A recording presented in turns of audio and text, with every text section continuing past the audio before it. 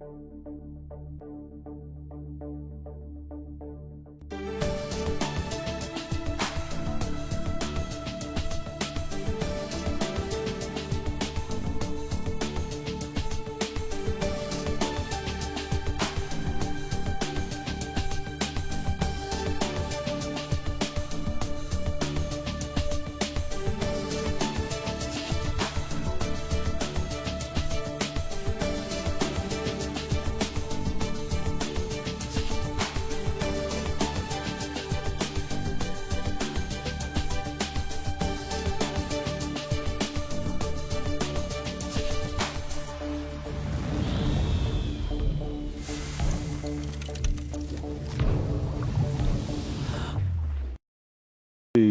oi, tudo bom, gente? Olha só, dando prosseguimento e praticamente concluindo, se Deus permitir, ainda essa semana, os nossos 3 anos de exposição do Evangelho de Mateus, dando sequência nesses dias, como eu fiz durante todo o processo durante esses 3 anos, com algumas interpolações tiradas do Evangelho de Marcos, de Lucas e de João. E nesse final agora, João é o mais expandido de todos os evangelhos, desde o início da Páscoa, no capítulo 13 de João, até aqui ao final.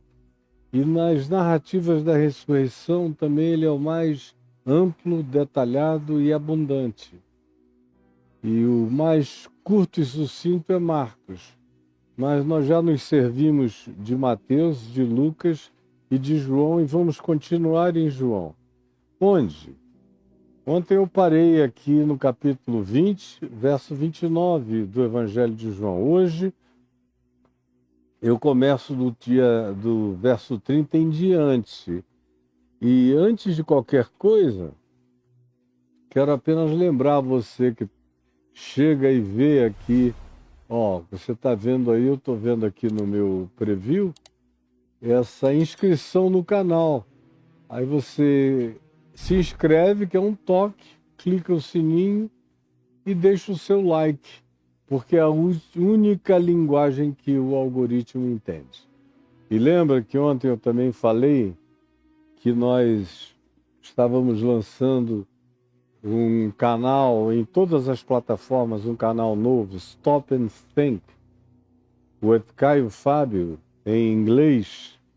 Eu não sei se hoje o Caio se lembrou de pegar um vídeo e guardar aí para a gente exibir na hora apropriada. Mas eu quero que você preste atenção e que você divulgue. Aliás, Caio, se você puder, deixa eu mostrar agora e no final eu mostro outra vez. Nós lançamos esse canal que vai circular em inglês. The nature of Jesus and the gospel.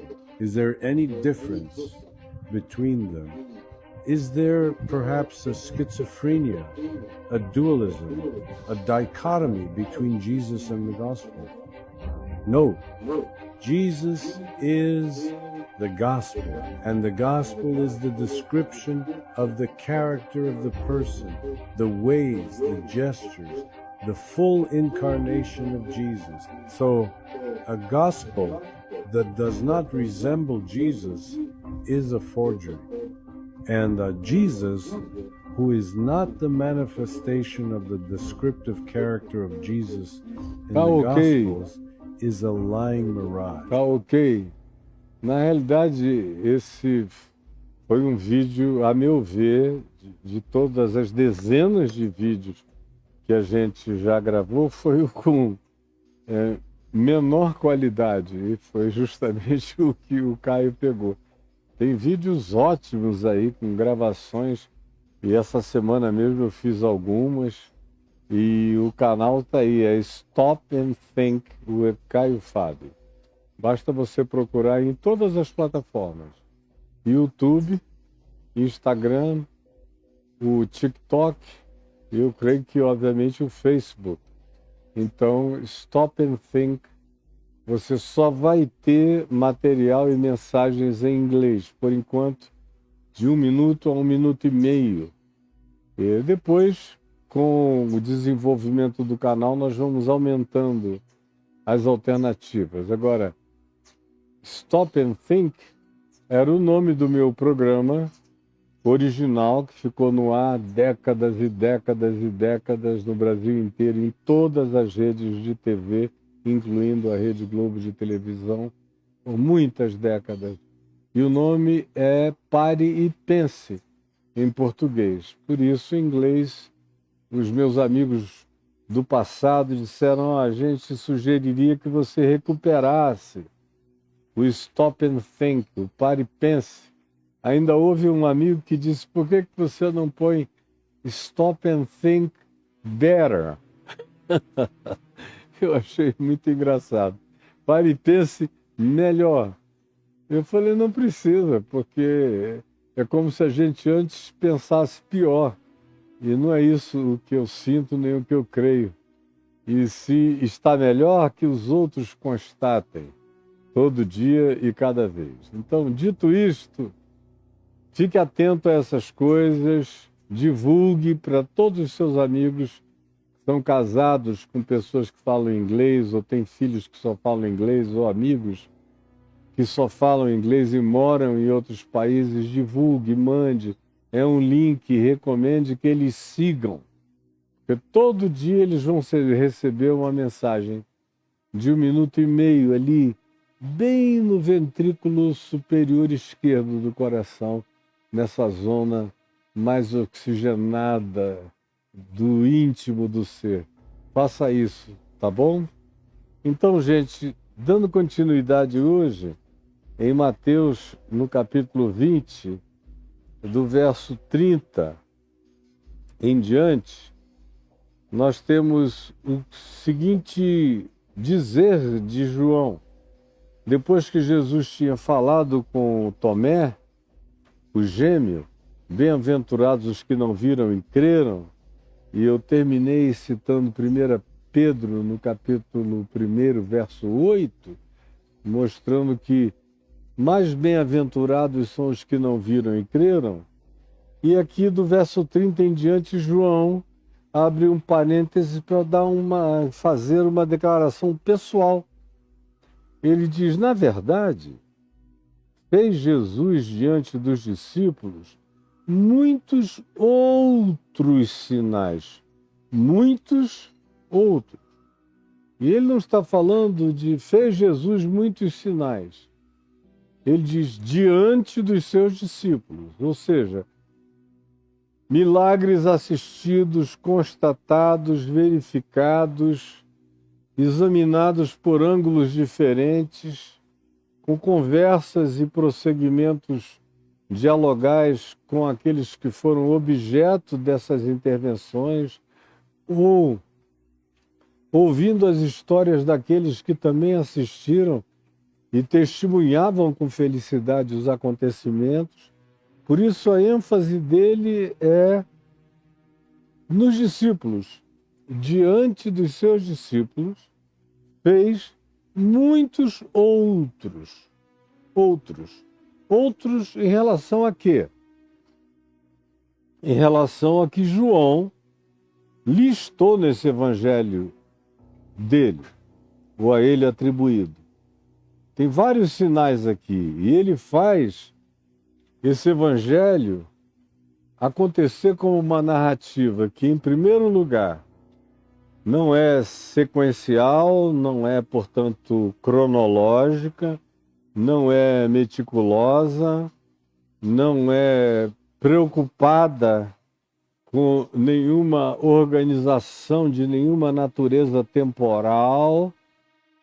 Ele deixa bem claro qual foi o espírito e o propósito da produção do que ele chama de este livro.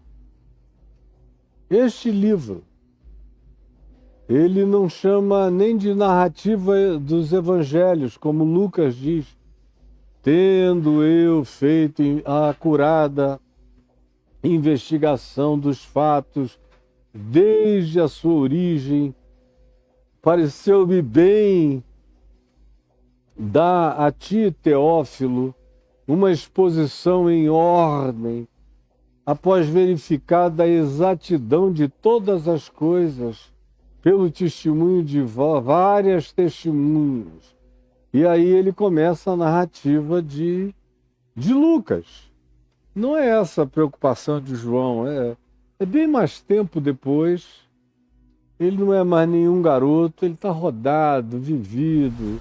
Ele sabe quais são os evangelhos que já estão em circulação, sabe quais são os mais sérios e densos, como o de Marcos, como o de Mateus, como o de Lucas.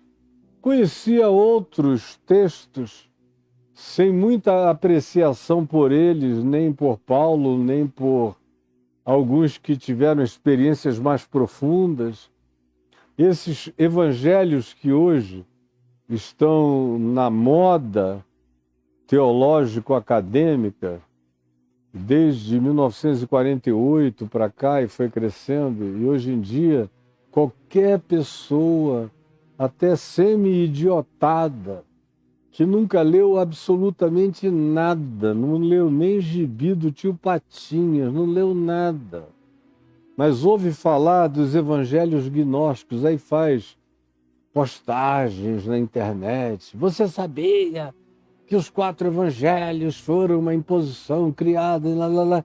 Eu fico olhando, eu digo, eles estão longe, eles tinham que viver 1 milhão de anos para serem mais críticos do que eu, para terem mais busca de acurácia do que eu tive de todas as coisas, com uma obsessão de compreensão acurada, detalhada, histórica, visitando in loco os lugares, a arqueologia, a geografia, a confrontação do mesmo tema por olhares e percepções diferentes, análises das histórias paralelas dos povos contemporâneos, sem ficar preso ao semitismo narrativo do texto bíblico apenas, um mundo de outros conhecimentos. Aí vai lá o cara e... eu não tenho mais paciência para explicar nada depois de quase 53 anos, explicando. Eu não tenho mais. Eu vejo, às vezes, uns rapazes bem intencionados e bons, que vão e ficam falando coisas que era o que eu falava para explicar 50 anos atrás. Eles estão descobrindo isso agora e repetindo, como se fosse novidade. Eu não tenho nem coragem de acrescentar as milhões de coisas que eu teria a acrescentar, porque eu não tenho mais paciência temática com quase tudo. Eu acabo reagindo muito à idiotice insuportável. Mas a propositura de chegar e dizer, começar tudo outra vez, eu prefiro transformar em curso elaborado, para quem quer uma sequência mais elaborada, do que eu voltar 53 anos no tempo e começar tudo de novo. Coisas que já estão em livros e livros e livros, quase 200 livros, milhares de artigos, de textos, de cartas, de publicações, um portal com milhares de livros. Tem gente que já fez a soma toda e diz que se eu morresse hoje, dava para fazer mais algumas centenas de livros com material que eu já estoquei, tematicamente separável. Então, por que eu estou dizendo isso? É porque esses evangelhos, era onde eu estava, que hoje em dia a eles se atribui uma importância extraordinária. Me perdoem os meus amigos acadêmicos, os que gastam a vida com essas fimoses textuais, com essas circuncisões acadêmicas, com um tempo extremamente, a meu ver, mal gasto no masturbatório dos pensamentos inconsequentes da teologia improdutiva. E aí não creem em nada, são pessoas que nem creem, na maioria das vezes, que Jesus ressuscitou dos mortos. Questionam praticamente tudo que esses 4 evangelhos aqui do Novo Testamento propõem. E eles são indubitavelmente, incomparavelmente, disparadamente os melhores, mais sérios, mais cronológicos, mais detalhados, mais coerentes e que se autovalidam e validam testemunhalmente um ao outro quando repetem as mesmas histórias ou quando, repetindo, não o fazem de maneira idêntica, o que traz uma validação histórica muito mais legítima à narrativa historiável e jornalística em si dos evangelhos. Agora, esses outros que foram achados especialmente em Nag Hammadi, no Egito, e na metade do século XX, e que começaram a ser lidos muito devagar, porque alguns deles estavam em estado deplorável, tiveram que aplicar muita ciência tecnológica para fazer as leituras dos textos embaralhados, rasgados, quebrados, e pequenos e curtos. São evangelhos que nem mereciam ser chamados de evangelho. Alguns deles são assim, tipo a carta de Paulo a Filemon. É um bilhete. Há outros deles que são dizeres soltos, de falas soltas de Jesus, falas.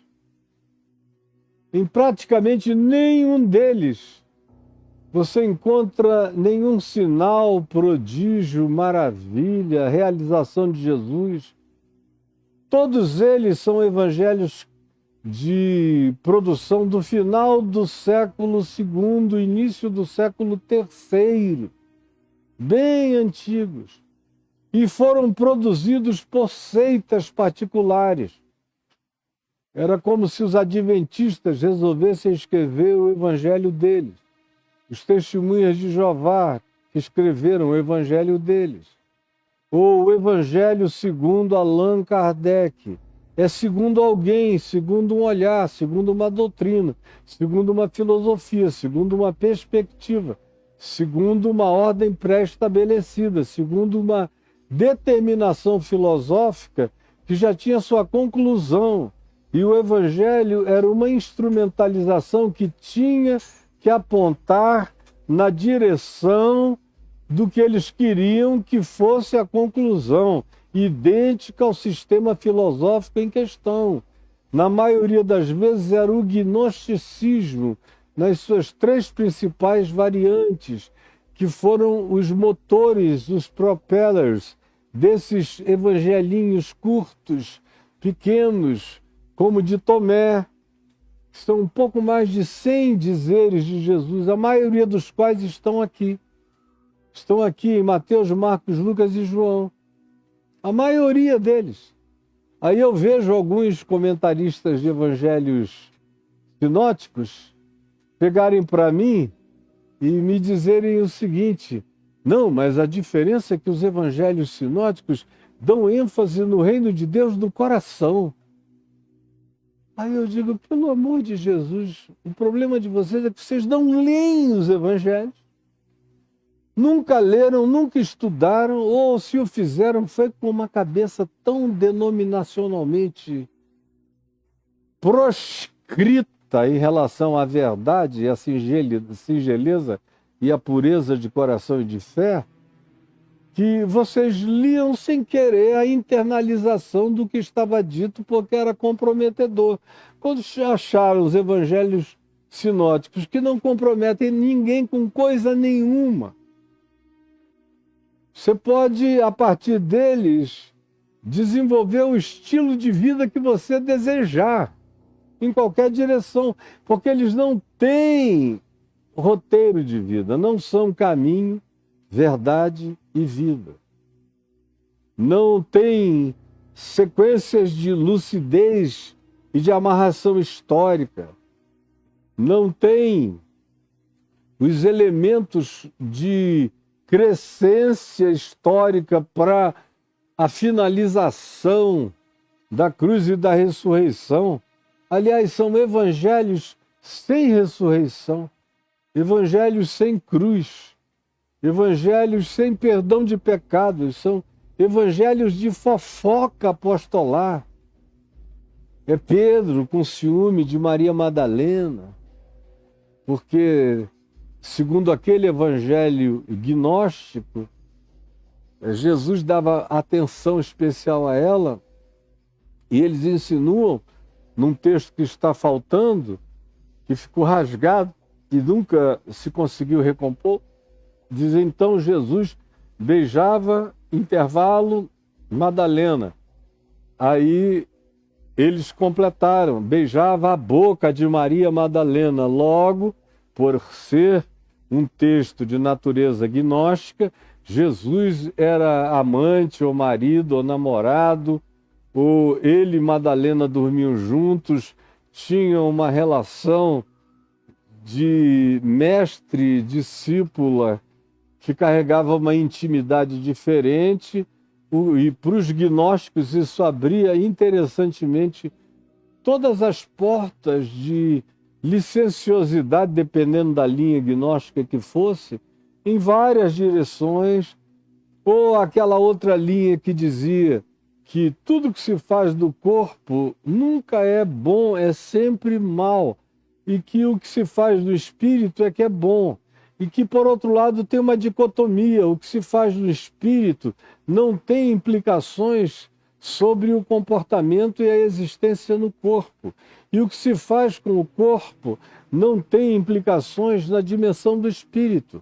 Então, a partir dessa esquizofrenia, você pode ser um puto, promíscuo, canalha, safado, de uma variedade enorme de promiscuidade, ao mesmo tempo em que, se você aprender as últimas lições dos mestres dos segredos ocultos do gnosticismo, você evolui como numa maçonaria para grau 33 daquele nível ali.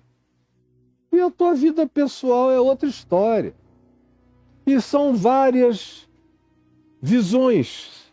As três principais estão definindo esses evangelhos apócrifos, a maioria deles que eu li todos. Alguns deles eu li várias vezes, para ver se tinha uma coisa aproveitável. E não encontrei até o dia de hoje. O de Tomé, que é o mais celebrado, eu acho extremamente pobre. O de Maria Madalena é curto, pequeno e insignificante. O de Bartolomeu, o de Filipe, são todos pseudoepígrafos. Todos. Escritos 100 e tantos anos depois de Jesus e dos apóstolos. Já na terceira, quarta geração. Com muita confusão de influência greco-romana em alguns ambientes que foram se transformando em seita na igreja. Então, João, quando escreve isto que ele chama de livro, e nós chamamos de Evangelho de João, porque é uma boa nova contada por João, tem uma preocupação diferente. Ele não está escrevendo para os judeus, não está escrevendo para um público romano específico e confinado, num container. Ele está escrevendo na perspectiva mais universal que ele pode. Ele inicia o evangelho dele, de João, citando os pensadores, filósofos, os primeiros filósofos naturalistas do mundo grego, lá em Mileto, com Tales de Mileto e aquela constelação de filósofos sábios, os primeiros físicos, e que se serviam de matemática, geometria e de filosofia para intuírem sobre o universo, de onde nos vem até o dia de hoje a palavra logos, verbo, porque foi lá em Mileto que se chegou à conclusão de que o universo não era uma criação de deuses, mas era a produção do logos, que é a razão absolutamente pura, para além de todo alcance e definição. É essa razão criadora, essa lógica criadora, é esse logos, essa palavra fabricadora de mundos e de realidades coerentes, interconectadas com leis lindas, absolutas e perfeitas. O logos. 500 anos antes de João usá-lo para descrever o Cristo eterno. No princípio era o Logos. Na nossa versão é que diz o Verbo. E o Logos estava com Deus. E o Logos era Deus. Ele está se servindo de modo direto da filosofia grega produzida 500 anos antes de Cristo em Mileto. E ele se utiliza dessas coisas todas com extrema liberdade. O evangelho dele é basicamente, eu estou me alongando nisso, depois você vai compreender. Nada aqui é soco em ponta de faca ou é nó sem amarração. Você vai entender depois. Esse evangelho todo é baseado em 7 milagres, que ele chama aqui de sinais, muitos outros sinais, e também de diálogos que provocaram continuidades de ensino, de diálogo e de conclusão de Jesus. Então, ele divide primeiro em 7 milagres. O primeiro milagre é a transformação da água em vinho.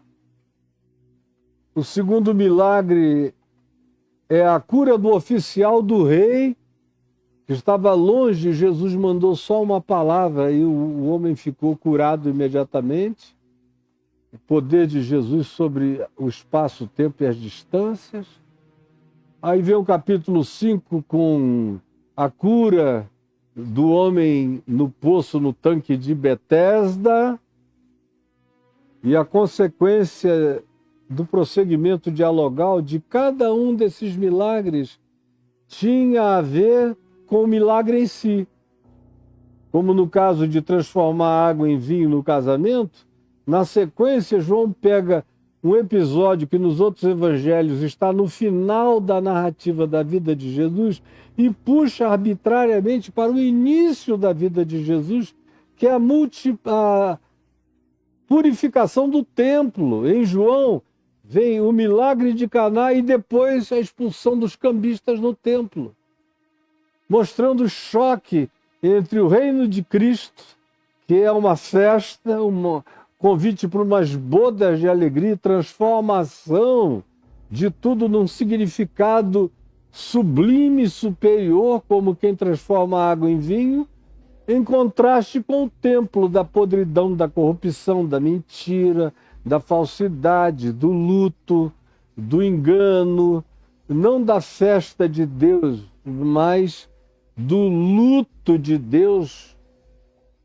pela viuvez da expressão religiosa dos judeus que cultuavam um Deus morto na vida deles e tinham um casamento divorciado em relação a Deus. No caso do tanque de Betesda, o que você lê é a ênfase do eu vejo, eu vejo, eu vejo, que no texto original grego a ênfase é em ver.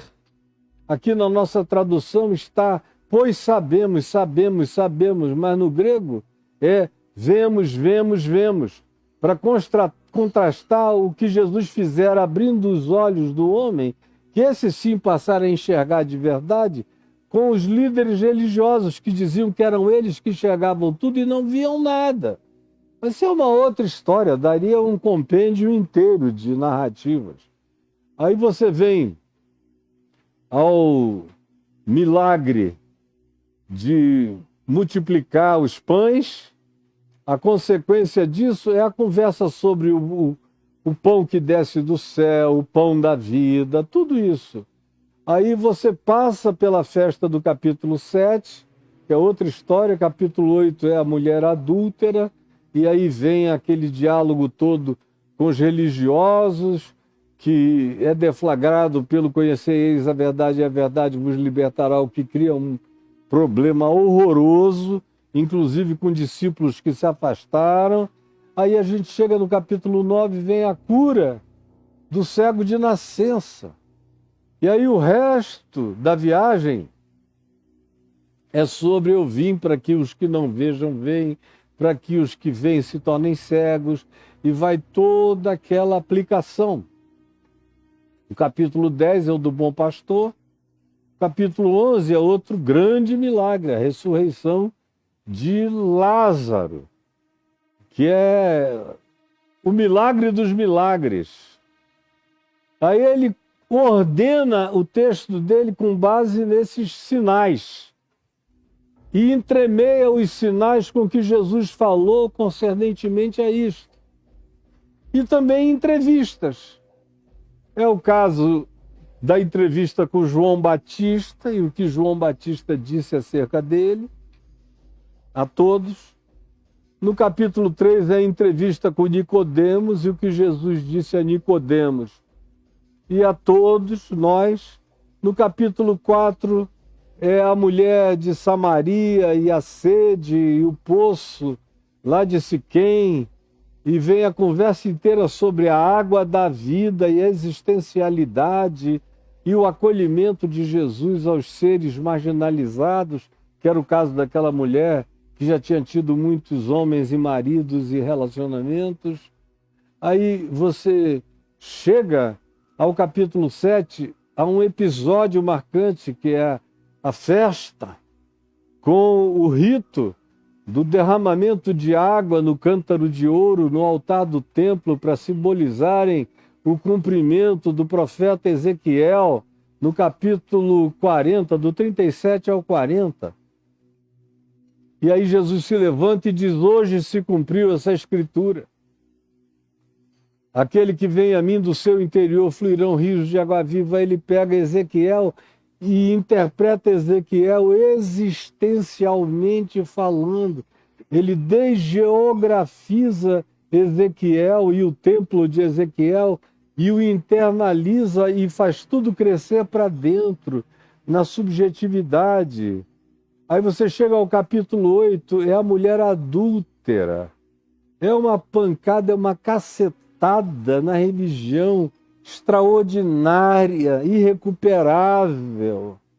Aí você chega ao capítulo 10, é o bom pastor, que é outra cacetada na religião, comparando os sacerdotes da religião, os fariseus, os líderes, os religiosos, chamando eles todos de mercenários, ladrões, de lobos, enganadores, e quem quer que usasse o nome de Deus com essa finalidade. Ele chega a dizer algo chocante em João 10, todos quantos vieram antes de mim eram ladrões e salteadores. Isso é tão forte que a gente se nega até a pensar no alcance. Quando ele diz, pois todos que vieram antes de mim eram ladrões e salteadores, sabe lá até onde isso leva, cara? Para trás, no Velho Testamento. Até onde isso leva? Porque todo mundo tinha uma agenda oculta, todo mundo tinha suas vaidades, todo mundo tinha suas pautas, todo mundo tinha as suas buscas de poder, todo mundo tinha as suas ganâncias objetivas ou subjetivas, todo mundo tinha os seus pecados, fossem de natureza explicitamente definida como tais, ou fossem aqueles da vaidade, da subjetividade, da piedade, da hipersantidade autoglorificada. Todos quantos viveram antes de mim, cada um estava cuidando do seu próprio rebanho, cuidando do seu próprio interesse também. Os mais altruístas ainda são assim. Aí vem a ressurreição de Lázaro e no capítulo 12 aquele espetáculo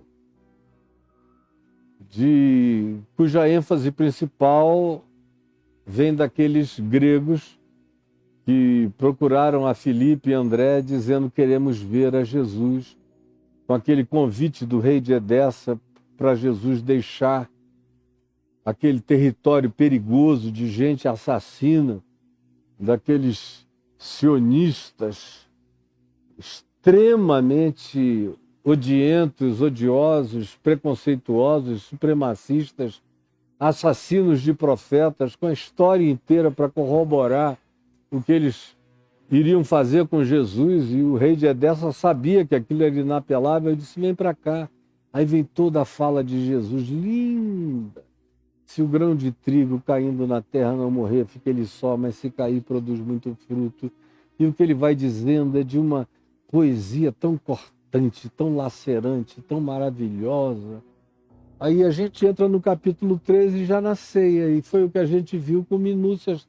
Está tudo gravado aqui no YouTube. Então João chega nesse ponto e diz: na verdade, fez Jesus diante dos discípulos muitos outros sinais. Alguns estão narrados em Mateus, Marcos e Lucas, outros não estão narrados em lugar nenhum, nem aqui em João. E ele vai explicar por quê.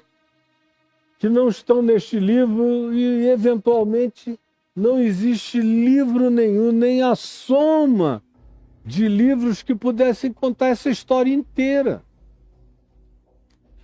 Cada dia de Jesus dava um compêndio. Cada cura de Jesus, se a gente acompanhasse as figuras implicadas e as consequências familiares e as transformações e as metamorfoses, seriam compêndios e compêndios de fatos singulares. E no dia dele cabiam milhares de coisas inacreditáveis. Eram rodamuinhos de milagre, eram tufões de graça, eram dilúvios de amor. Aí vem João e diz: estes sinais, todavia ou porém, que estão aqui no meu texto, no meu livro, foram registrados, foram escritos para que creiais. Esse é o objetivo. Isso aqui tudo que eu escrevi tem um objetivo. E o objetivo é um só. É para que creiais que Jesus é o Cristo, o Filho de Deus. É o Cristo eterno que se historificou e se manifestou em Jesus. Jesus é o Cristo absoluto, pleno, definitivo. Nele habita corporalmente toda a plenitude da divindade. Como João diz também, os nossos olhos viram, as nossas mãos apalparam, com respeito ao verbo da vida, que morou conosco, que se acampou entre nós, e nós vimos a sua glória, vimos a sua majestade, vimos o brilho eterno de Deus na face dele. Estes, porém, que eu separei, essa sequência, eu fiz questão de aqui colocar pedagogicamente para que saibais, para que creiais que Jesus é o Cristo. Ele propõe não uma fé de crenças, mas uma fé de conhecimento experiencial de Deus em Cristo, em Jesus. O que João está dizendo é tudo que a gente viu ele fazer, ele continua fazendo. Que é o que João diz aqui na primeira epístola dele, no capítulo 1, ele é tão chocantemente explícito a respeito disso, que eu não vou ter preguiça de ler para você, embora tudo isso esteja aqui no meu coração, na minha mente, guardado desde sempre. Quando João diz o que era desde o princípio, olha como ele mantém algumas palavras-chave sempre. Princípio é uma delas. O que temos ouvido, o que temos visto com os nossos próprios olhos, o que contemplamos e as nossas mãos apalparam, com respeito ao verbo. De novo, ele recorre ao logos da vida. ele morando em Mileto e nas proximidades de Éfeso, na capital dessa reflexão do Logos. E aí ele diz, e a vida se manifestou e nós a temos visto, e dela damos testemunho, e vô-la anunciamos, a vida eterna, a qual estava com o Pai e nos foi manifestada no Cristo encarnado, que nós vimos, tocamos e convivemos. Portanto, o que temos visto e ouvimos, anunciamos, escrevemos, tornamos evangelho, declaração, também a vós outros, aqui de Mileto, da Ásia Menor, gente que nunca viu o que nós vimos, nem ouviu o que a gente ouviu. Eu estou sendo exato na transmissão, para que vós, aí preste atenção, igualmente é a palavra, igualmente é do mesmo modo que, da mesma forma que, com a mesma experiência que nós, com a mesma qualidade experiencial, existencial, para que vós igualmente mantenhais comunhão conosco, mesmo nível de comunhão, de percepção, de entendimento. Nós não somos maiores do que vocês, o que nós estamos passando é que para que vocês, no mínimo, nos alcancem e nos superem em consciência, em compreensão, em discernimento, em raiz, em fidelidade e em entendimento crescente, como Paulo diz aos Efésios. Ora, a nossa comunhão é com o Pai e com seu Filho Jesus o Cristo. Estas coisas, pois, vos escrevemos para que a nossa alegria seja completa. Esse é o objetivo. Para que creiais. E esse crer é um crer lúcido. É um crer que compreende. Se Jesus fez um sinal, um milagre, havia uma consequencialidade pedagógica, de ensino correspondente. Em tudo que ele fez tem algo que fecha, que conclui. Nada fica solto. Nada é como vocês se acostumaram a não ter. Vocês se acostumaram tanto a não ter o Evangelho que pensam que não ter o Evangelho é Evangelho. Porque não creem que Jesus é o Cristo. Vocês têm uma crença supersticiosa no Jesus poderoso, no super Exu Jesus, no super Espírito, na super luz. É um super Cristo, é um super santo, é um super operador de milagres, é um super. É um super. É alguém que, como diz Paulo, é o contrário do que Paulo diz aos Filipenses, subsistindo em forma de Deus, julgou que se ele era Deus, era para se manifestar acima de Deus. Porque ele tinha contribuições a fazer ao Pai, melhorando o Pai. Mas Paulo diz, subsistindo em forma de Deus, não julgou como usurpação ser igual a Deus, antes a si mesmo se humilhou, tornando-se em figura humana, em forma de homem, foi reconhecido como figura humana, e como figura humana ele se manifestou como um servo, que foi obediente até a morte e morte de cruz, pelo que também Deus o exaltou e lhe deu o nome que está acima de todo nome, para que ao nome de Jesus se dobre todo o joelho dos céus, na terra e debaixo da terra, e toda língua confesse que Jesus Cristo é o Senhor, para a glória de Deus Pai. Ou seja, para que creiais que Jesus é o Cristo eterno, é o Cordeiro imolado antes da fundação do mundo, que é algo que João captou com pouca gente. Pedro também faz essa alusão e Paulo repete isso recorrentemente. E o Apocalipse também fala disso, mas ninguém... Se o Apocalipse é de João do Evangelho ou se é do João do Apocalipse, o João do Apocalipse, não sendo o João do Evangelho, foi profundamente influenciado pelas palavras-chave do significado teológico e espiritual do que o apóstolo João passou nos evangelhos e nas cartas dele. O objetivo é esse, é que isso produza vida. Um evangelho que não produz vida é apenas uma história fantástica, inigualável, incomparável, a mais fascinante de todas as narrativas inventadas.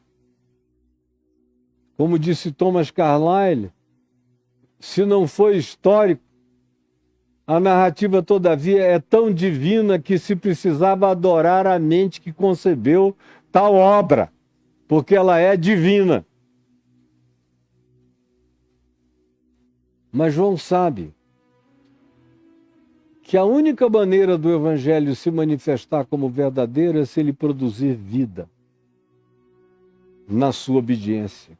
Se pela obediência ao ensino de Jesus nós ficarmos tomados pelo que João mesmo fala, citando Jesus, tomados de vida e de vida em abundância. Uma das ênfases semânticas de João, tanto nos evangelhos como em tudo mais que ele fala, está na palavra vida. O evangelho de João começa com vida e termina com vida em seu nome. Vida, vida, para que tenhas vida, vida, vida. A primeira epístola é concentrada em vida. Vida, luz, verdade e justiça são sinônimos. Na primeira epístola de João, em tudo que ele diz, são a mesma coisa. Se você quiser trocar a verdade por justiça, por luz e por vida, elas são a mesma coisa.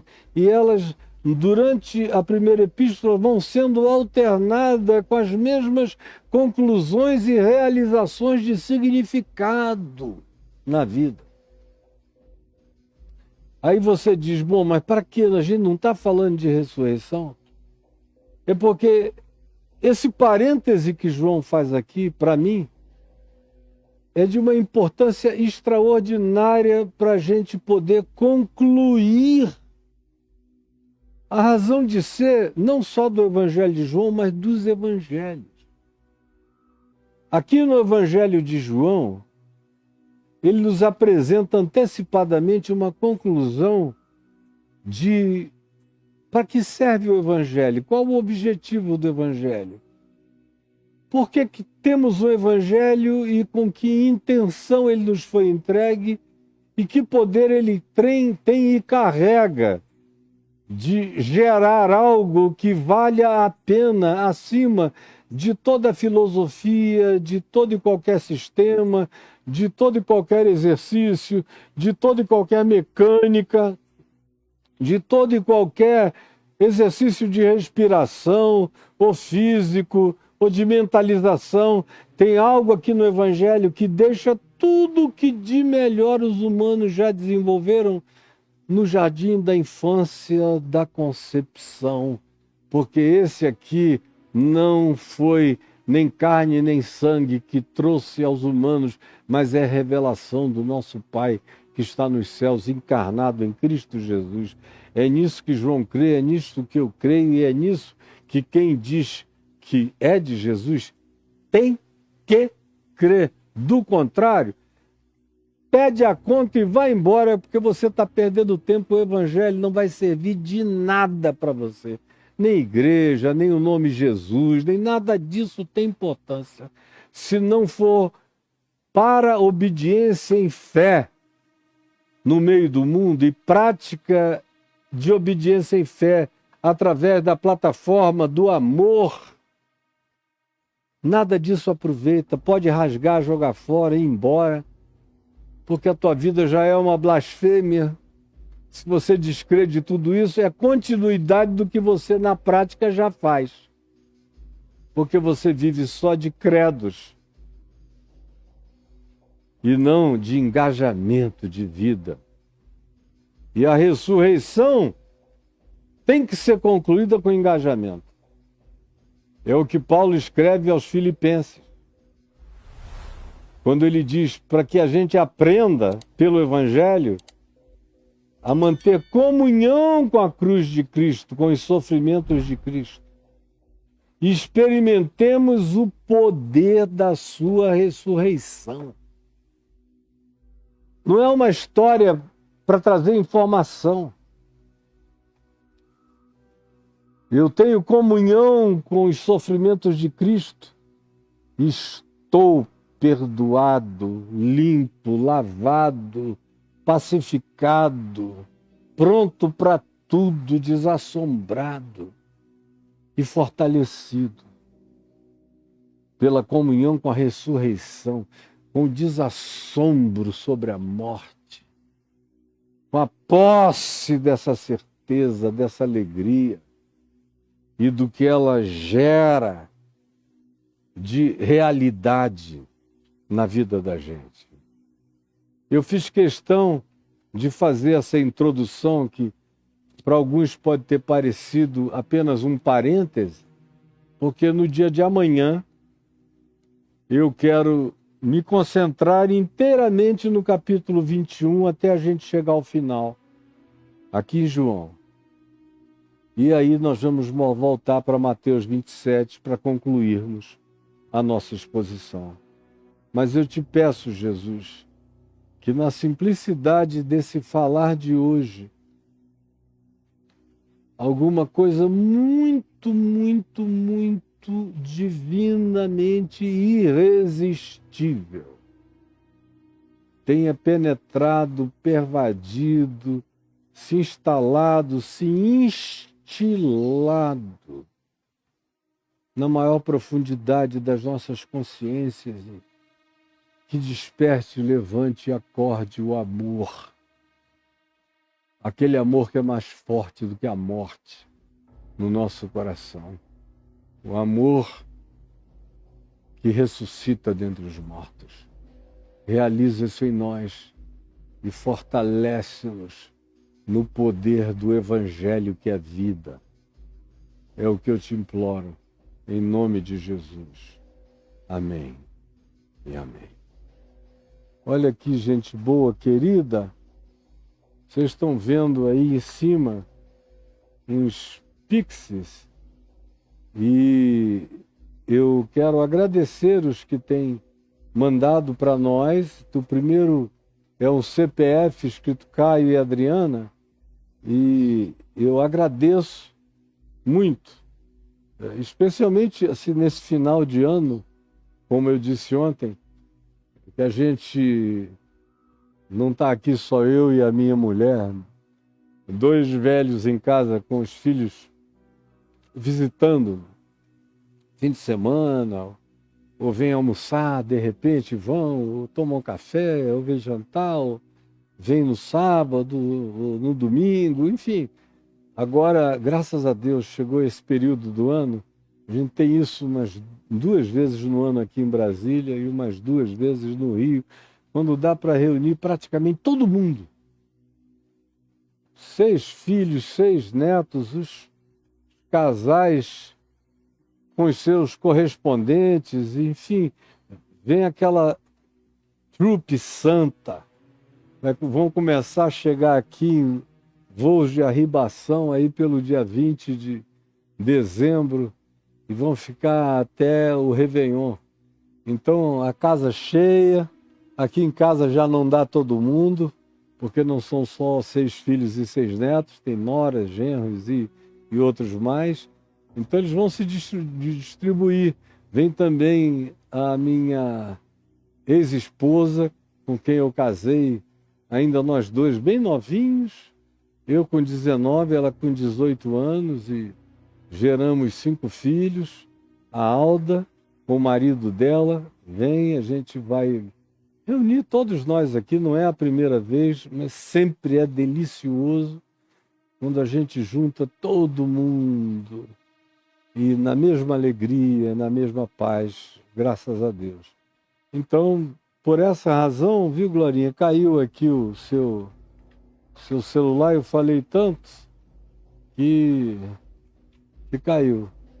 Então, ontem eu agradeci os que conseguem nos ajudar? Porque nesse mês, especialmente, as coisas ficam diferentes para mim e para Adriana. Então eu agradeço aqui os que já se manifestaram, o Hernani Marques Tinoco, a Paula Ribeiro Barros Leal, obrigado. Aliás, Paulinha, eu te amo. Francisco Alcides Dias Filho, muito obrigado, Francisco, maravilhoso. O Daniel Gold Costa, muito obrigado, meu filhão. Félix Neto Acruz, muito obrigado. Clésio Everton Gale, muito obrigado, meu queridão. Deus te abençoe em todas as coisas. Aqui tem um nome que ficou preso na passagem. Deixa eu ver se eu acho. A gente trabalhar com o que não é exatamente nosso é mais difícil um pouco, né? Deixa eu ver se eu me situo. Está aqui. Paula Ribeiro, Francisco Alcides Dias, muito obrigado, Francisco. Daniel, muito obrigado. Félix, obrigado. Clésio, muito grato. Luiz Carlos Christian Raum, muito obrigado. O Clésio de novo, sempre presente. Luiz Carlos, presentíssimo também, o Raum. Muito obrigado de coração. Francisco, você é muito carinhoso. Daniel, vocês todos, muito obrigado. Joseli, muito obrigado de todo o coração. Joseli Rodrigues Júnior. Aí aparece, deixa eu ver quem aqui, o Johnny. Enfim, tem uma outra que vem de uma empresa aqui, eu agradeço muito a essa instituição, mas não deu para eu identificá-la. Aí vem o Johnny Robson de Araújo, Maria Goretti da Rocha Lima Modesto, Cláudia Roberta Bezerra Couser, muito obrigado, filha. Márcio, brigadão, Márcio Fonseca. Sueli Lima Andrade da Silva, obrigadíssimo. O Davidson Rodrigues da Silva, a Thelma Franca da Costa, o Marcelo Veríssimo Ferreira, Rony Peterson Alves Moreira e Robervane Marques da Cruz. Muito obrigado a vocês, como também ao Wilson Dias Ribeiro, Paulo Andrade Pires Simões, muito obrigado, gente. Paulo Gibson, Deus abençoe. José Costa Júnior, Deus te abençoe também. Muito obrigado a vocês todos que nos têm ajudado e que Deus os abençoe. Toda a minha gratidão. E aí, nessa sequência, vocês têm um outro Pix, que também neste final de ano eu dou uma ênfase para você colaborar especialmente, porque é o Pix a partir do qual a gente consegue pagar os salários, o 13º, férias, todas essas coisas que o nosso pessoal tem direito. Então, os que não são CLT, que são PJ, a gente também faz o possível para que eles recebam alguma coisa que seja significativa para a familhinha deles nesse final de ano.